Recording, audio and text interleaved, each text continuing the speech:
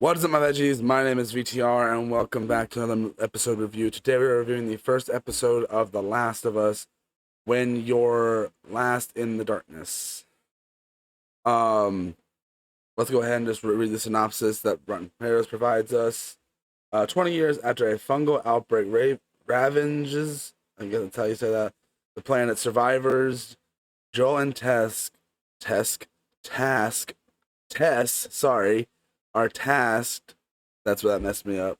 Uh, with a mission that could change everything. Now, if you've played the game, you know what that is. You know what that means. And so my main concern with this show was what's gonna be in it for people that have played the game. Also, I'm still getting over being sick, so sorry about that. But with that being said, I was really concerned about this show, thinking like, what's it gonna provide for people who have who have played the game and they know the entire story.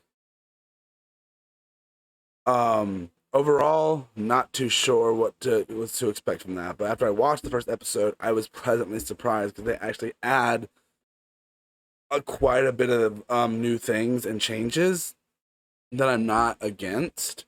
But it still has the essence of The Last of Us. Um, One thing that's really interesting, it starts out in 2003. That's a different change from the games. And also a huge chunk of the first 15 20 minutes of the episode, I believe, is like before everything happened. And the characters are done really well. Sarah is done pretty well. We get to see more of Sarah, actually, unlike we did in the game, because there's more time dedicated to before, which is really interesting. There is some stuff that has changed, obviously. Like an example is, for some reason, like the watch isn't brand new. It's like a fixed watch that Sarah had fixed. Sorry, I'm not trying to go into spoilers. I don't want to go into too much spoilers. But it's, and the casting overall, like Joel is casted really well. Like it still feels like Joel but different. Tommy felt straight like Tommy. Tess, I feel like at first I wasn't like, this isn't Tess, but then I kept watching. I was like, okay, this feels like Tess. Um, and then Ellie, I feel like Ellie is great. I feel like that they nailed it with Ellie. Same person that plays Ellie also voiced Hilda in the cartoon Hilda, and I love that cartoon. Uh, so that's really interesting. Um, and then you have Marlene, I think is her name. She's in this too, which so far she seems like her. I think obviously we're definitely gonna see her probably again. Overall, like this episode's length is one of its crazy things. Like this episode's length is like, I don't even remember how long it was. It was like an hour and like 20 minutes. Like, so almost a whole movie length of the first episode. I know the second episode's not like that. I haven't seen the second episode yet. But so far, this show is definitely building up to be like my new Walking Dead since The Walking Dead ended. Um, and this show so far is really, really interesting. And I'm enjoying it. There's a lot of changes that I'm actually welcome to, and I think I'm very interested to see where this is gonna go, how much they're gonna change from the actual game, with me being a huge fan of that game, and if it gets to season two, if it'll tackle into the second game, and I'm just excited to see what they have planned for this series as it goes on. Literally, I'm probably here in a little bit, probably gonna go watch the second episode since it's out. I haven't seen it yet.